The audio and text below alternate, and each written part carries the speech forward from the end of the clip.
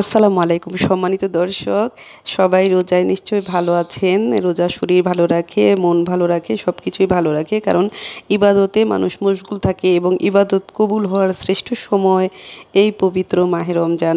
সারা বছর পরে আমরা অপেক্ষায় থাকি, তাই না? কখন মাহে রমজান আসবে, কখন ঈদ আসবে। কিন্তু দেখেন কত মানুষ আছে সুবিধাবঞ্চিত, কত মানুষ অসহায়, হ্যাঁ, তাদের দিকে আমরা খেয়াল করি না। তাদের কিন্তু 12 মাসই একই রকম, তাই না? যাদের 12 মাস একই রকম দেখা যায় তাদের একই লাগে। কিন্তু দেখেন আসলে আমরা যতটুকুই ভালো আছি আল্লাহ আমাদের রেখেছেন এই আর কি। তো বাজারে গিয়ে দেখা যায় যে মানুষের কী অবস্থা, মানুষ কিভাবে কেনাকাটা করতে পারছে না। এই যে এতটুকু মাছ এনেছি, আমি 150 টাকার মাছ এনেছি, কিছুটা তো আবার রেখেও দিলাম, ওই যে বাটিতে দেখালাম। হ্যাঁ, খালা কেটে বেছে ধুয়ে দিয়েছেন, কিন্তু আমি আরও ভালো করে ধুয়েছি, এবার সিরকা দিয়েছি ধোয়ার পরে। হ্যাঁ, এটাতে আমি টমেটো দিয়ে রান্না করব, পেঁয়াজ মরিচ এগুলো সব মশলা দিব আর কি। ধনিয়া জিরা রসুন এগুলো তো দিতেই হবে। তো কাঁচামরিচ দুটো দিলাম, মানে খুব একটা ঝাল কাঁচামরিচ এটা আর কি। তার সাথে অল্প একটু আর কি সামান্য গুঁড়ামরিচ দিব আর কি। আর টমেটো দিলে সুন্দর মজার হয়। টমেটো আসলে যে কোনো ঝাল খাবার কি মনে হয় কি মজাদার করে তোলে। তো আমার হাজব্যান্ড যে জিনিস পছন্দ করে আমি সেই জিনিস পছন্দ করি।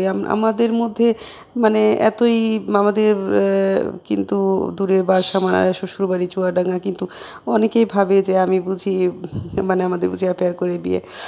তো আমরা খুবই দুজনের যে যে পছন্দ করে আমার হাজব্যান্ড, আমার সেটাই বানাতে ভালো লাগে। আর খাবার দাবার তার বেশ পছন্দ। আমার নতুন নতুন নাস্তা আমি আগে অনেক বানিয়েছি আসলে, এখন অনেক দিন যাবতই হলো, তাই না? আপনাদের সামনে আসলে বানাই না, দেখা যায় না।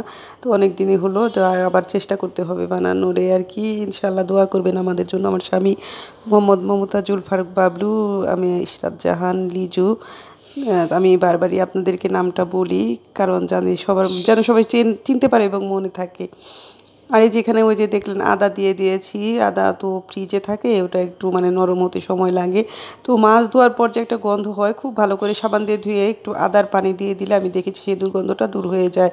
তো এই আদাটা ফ্রিজে থাকে, ওটাই আমি পানিতে ধরে তো ওখানে ভালো করে ধোয়ার পরে আদার পানিটা দিয়ে দিই, পরে মাছ ধোয়ার পরে সেই দুর্গন্ধটা চলে যায়। তো এখন এই যে সব মাছের সাথে টমেটো আর সব কিছু মশলা টশলা দিয়ে দিচ্ছি, ধনিয়া জিরা হলুদ সব কিছু আর কি, লবণ। হ্যাঁ, লবণ ছাড়া তো চলেই না, লবণটা আমি হিসাব করে দিই। তো আমি আমার সবার জন্য দোয়া করি যে আল্লাহ সবাইকে খুব সুখী করুন, আল্লাহ সবার মনের আশা পূর্ণ করুন এবং অসম্ভব যেন সম্ভব হয়ে যায় একেবারে এই রোজার উসিলায়, এবং আল্লাহ মানুষের অসম্ভবকে সম্ভব করে দিতে পারেন, যেটা আল্লাহ নেক অবশ্যই পারেন। এই যে তার সাথে দেখেন আমি আবার একটু লাউ শাক দিয়েছি। লাউ শাক 30 টাকার এই বান্ডেলটা নিয়েছিলাম, এক আটি 30 টাকা, তার মধ্যে কিছুটা পেয়েছি একদম ডগাগুলো এই যে মাছের মধ্যে আমি দিয়ে দিয়েছি।